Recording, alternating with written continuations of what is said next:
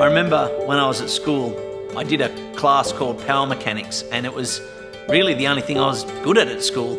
My careers advisor said, oh, you know, I'll see if I can get you a gig at this workshop. I didn't know until I actually turned up that it was the Porsche workshop.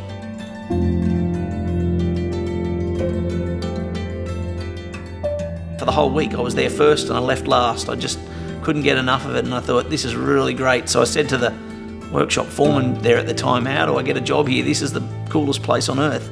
By the end of that year I'd already had the job lined up long before I'd actually finished school. Back in those days there was a fair bit of mucking around with the poor old apprentices. I remember being sent down the road for a left-handed spanner. They also tried the old can of stripy paint.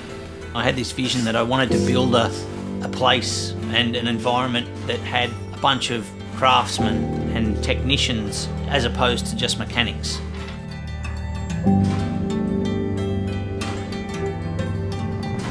I had guys telling me, you know, the rallying thing was great and all, but there was no way to make a living, and so I guess the decision to come and be part of Autohaus Hamilton was more of a head decision rather than a heart decision, because my heart I still really enjoy rallying. I like the whole rallying scene.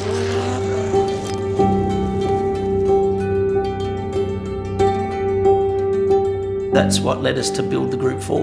Iconic 80s tarmac rally car.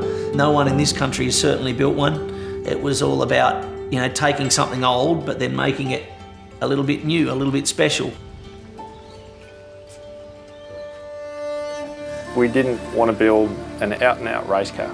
We wanted more of a street hot rod for someone to take away on the weekend, go and have some fun, maybe go and do half a dozen track days a year, and something that if someone got the urge in the morning, they could jump in and drive to work as well. First thing was it had to be a factory right-hand drive car. I don't care how well people say they convert cars from left to right-hand drive. There is so many things that can be done wrong, it's not funny. It was an English delivered car.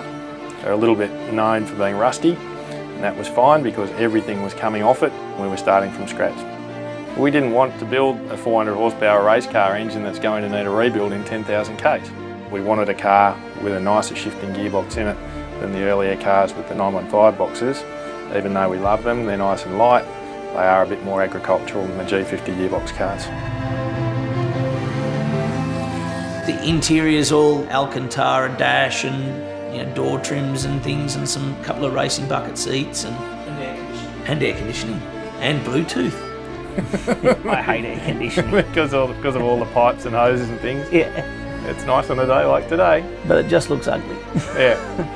I love every model of Porsche from the beginning to the current car. But for me, I find it hard to go past the classics, you know. Classic cars are all metal parts, are all bolted together. There's so much more mechanical noise. All modern cars of today are all really quiet inside. They're just not quite the same.